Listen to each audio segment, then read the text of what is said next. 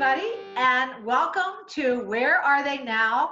Quarantine Edition from Wild Horse Productions. I'm Carol Scott, Wild Horse Children's Theater and Wild Horse Productions Executive Director.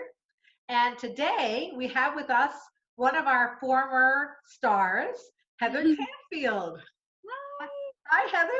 Hi. It's so good to see you, even though we're far away from each other. It's just nice to through a screen. It's good to see you. I'm having so much fun doing this and catching up with everybody. Yeah. So tell us where you are right now. So right now I am living in Reno. I grew up in Carson, but now I'm living in Reno. But I am now a school teacher, so I teach kindergarten in Carson City. That's awesome. Yeah. So we're talking about Wild Horse today, and I know you have been a Wild Horse or a Backstage Kids, because we started as Backstage Kids, performer for years. So can you tell me, could you remember what your first show was? I can remember my first show that I ever did was Annie, and I was 5 then. My mom brought me, and I'm pretty sure I sang Twinkle Twinkle Little Star as my audition song, and I have a vivid memory of just breaking down crying and forgetting the words to Twinkle Twinkle Little Star while auditioning. There must have been a lot of auditioners for Annie. Yeah, that was one of those, so many kids. But I remember some of the older kids came and like took me off the stage and were trying to comfort me and get me back up there. And I remember I insisted before leaving to that I was going to get back up there and sing the whole thing. And I did. And it was great. And I haven't stopped since. But I remember my first show too with Wild Horse was Charlotte's Web. Do you know the year that you started? Oh boy. I'm going to say 2001, 2002. Okay, so you were a little one, and I think we have some photos of you that will show. I think it's a Charlotte's Web one. Yeah. Really little. Yeah, that was the first Wild Horse show. Yeah. Yeah. So, and you were our lead in so many shows. You were our lead in The Little Mermaid and Beauty and the Beast. Do you have any favorite show? Gosh, I was really trying to think about that as I was piling together the list of all the shows that we did, because I don't think there was a time where I wasn't doing a show with Wild Horse. You know, it was one after the other and we did them all. I would probably say one of my favorite ones that we did was probably my last one was Hairspray. That one was a fun show. I remember that was a big dance show. I forget about Hairspray because I know sometimes we're so involved with all the Disney shows, but Hairspray was one of my favorites too. I did love that one. That was a big dance show, and that was the last show that I did with Wild Horse before aging out. And I remember Robin during that show had given me a little bit of freedom to choreograph some of my dances as Amber in that show, and I thought that was just so much fun. And I just remember doing having so many ideas with that one. That was a lot of fun. That was one of my favorites too. Any shows that you've been doing recently with adult theater companies now that you're adult? So, yeah, most recently on and off again with WNC. So most recently I was in Mamma Mia, and that was about a year ago, I think.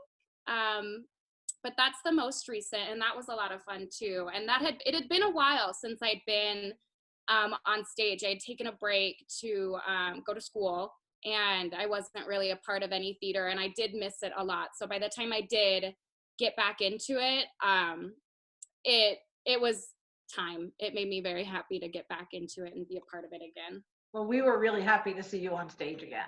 Yeah. I mean, you are a triple threat, so you should still be doing theater. I know your career took you other places, but it was wonderful seeing you on stage again. So can you tell us, do you have a crazy or funny story something that might have happened to you on stage or backstage in all of the shows you have done throughout these years? Gosh. I was really thinking about this one too. Oh gosh, there's just too many to like remember. I can remember one in particular. It was, I don't even remember which show exactly it was. It was one with a big star drop in the back. And I remember it might have been Honk. I can remember right before I was coming on stage, I decided to touch the star drop curtain and I got electrocuted right before walking on stage. Oh, I never knew that. That was, oh my gosh, I don't know why I did that, but that was when I was the cat, and I remember walking on stage in just tears right before singing my song, and I was like shaking from being electrocuted. And honestly, I I don't even know. That's a vivid memory of mine. Well, but the show must go on. Show Right? must go on, even if you're electrocuted. Oh no, this is terrible. I feel so bad about one of our actors being electrocuted backstage. I know. Oh my gosh. It was too funny. That's a testament to what you do and what our kids do on stage, because they go on no matter what, no matter if the music's playing or not, no matter if it's bleeding or throwing up backstage. I can recall sometimes when I had a nosebleed too, on stage, off stage, sick, backstage. Man, we did it all. That's very true. You guys are troopers. That's all I know.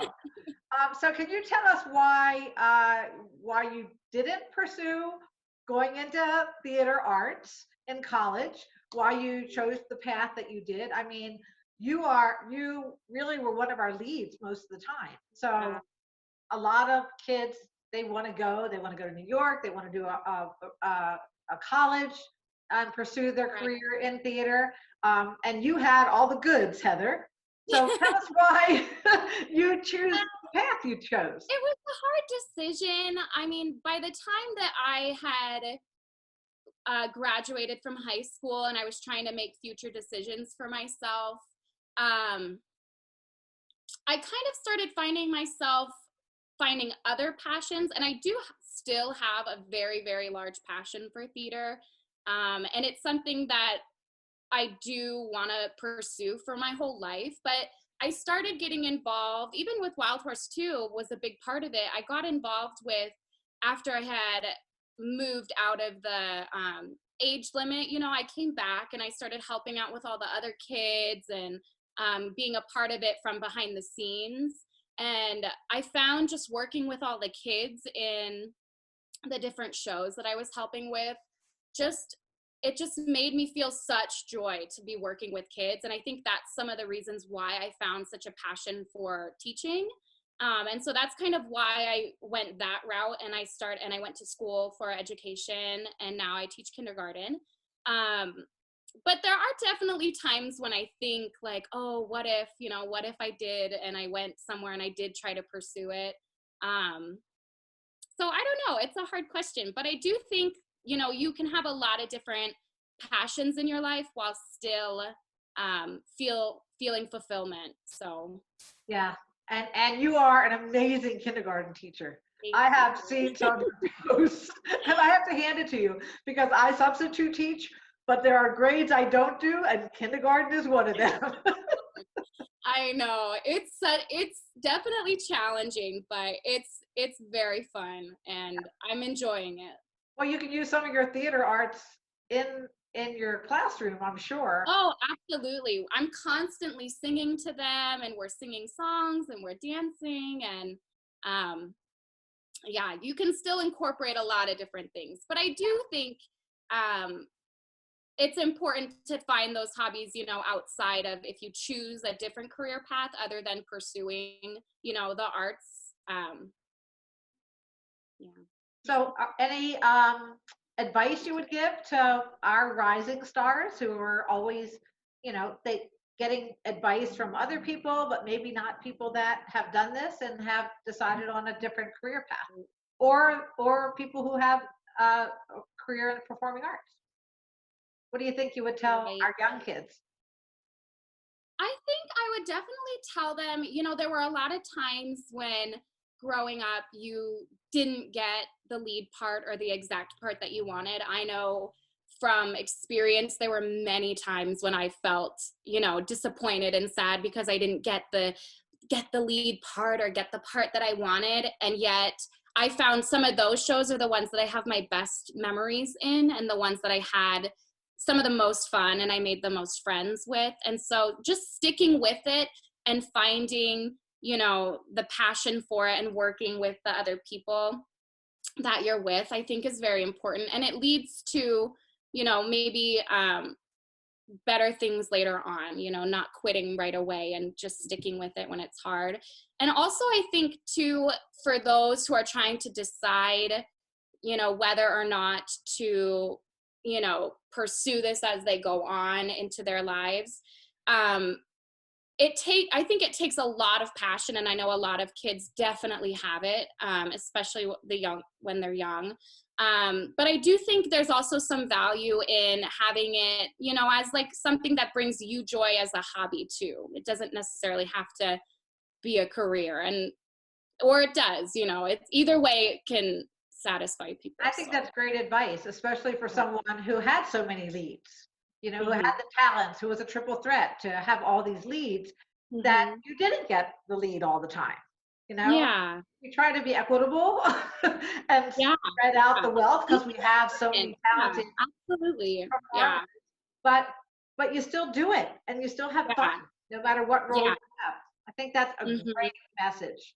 What about a dream role for you? Oh my goodness. This changes all the time because there are so many amazing shows that are coming out right now. I always loved Legally Blonde. I would do Elle Woods in a minute. And I also love the new Anastasia. Have you been listening to all the music from Anastasia? I have not. And I hear so much new music from some of the new shows that I don't know. This being home, I'm going to start listening to some of these new shows. Mm-hmm. Yeah, like with Little Women. I haven't even. Oh, I know. I haven't heard much about that either. I need to start listening now that I've got some time at home. I need to catch up on this new music. Yeah, there's so much new good stuff coming out. So yeah, that's what I want to do too. Is jump on some of these new shows. Yeah. Can I put you on the spot? I don't know. Do you want to sing something for us?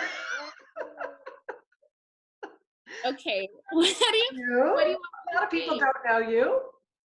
You know, people don't know me. What do you want me to sing? Oh, I don't know. Think of something that's good for quarantine or something. You have so many beautiful songs that you've sung for us. Doesn't have to be a whole song or anything. Just well, I just did Mamma Mia. I could sing a Mamma Mia song. I don't know if people are tired of Mamma Mia stuff from me, but go for it, Heather. Okay, let's see. Oh, the one, I'm like, what's that one? You know it. I know it too. I Have a Dream, the very first one. Okay, are you ready? Okay. I have a dream, a song to sing, to help me cope with anything. If you see the wonder of a fairy tale, you can take the future, even if you fail. Should I keep going? That made me so happy. Oh. Song, because I have a dream that we will be out of quarantine. I do too. We will be released from this. I know. It was so beautiful and without music. So that's the test of a real singer, that you can sing key and sound so beautiful without music backing you up.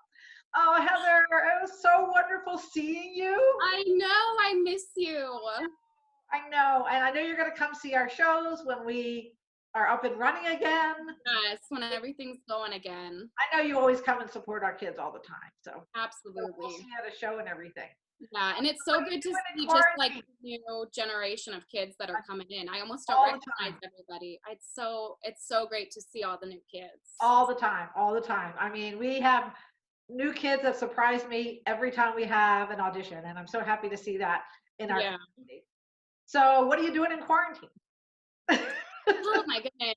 I am trying to, I'm trying to keep busy, but I'm just doing a lot of like self-care, lots of Netflix, I've gotten into some painting.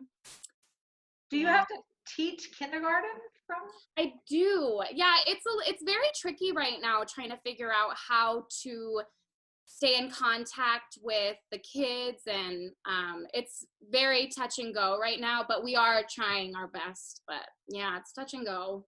Right. Well, we appreciate our teachers, especially Mhm. now. I know how hard they're working trying to do this remote stuff with parents. Yeah, So it's challenging for me. So imagine what parents are going through with their kids. I know. I can't even imagine. Well, thank you so much for sharing your life with us and with our Wild Horse kids. Well, And thank you for asking me to join. I I am appreciate so it. happy to see you. And I'm going to be doing some interviews with some of your peers that have grown up with you. Yes, tell everyone I say hi. I missed that. You'll Oh be my glad God. to see all of them. And Yeah, so, stay healthy, stay safe, and thank you. You as we will well. see you soon, as soon as we get up on As stage soon again. as we can. Thanks so much, Heather. All right. Bye-bye, Carol. Bye. Where are they now?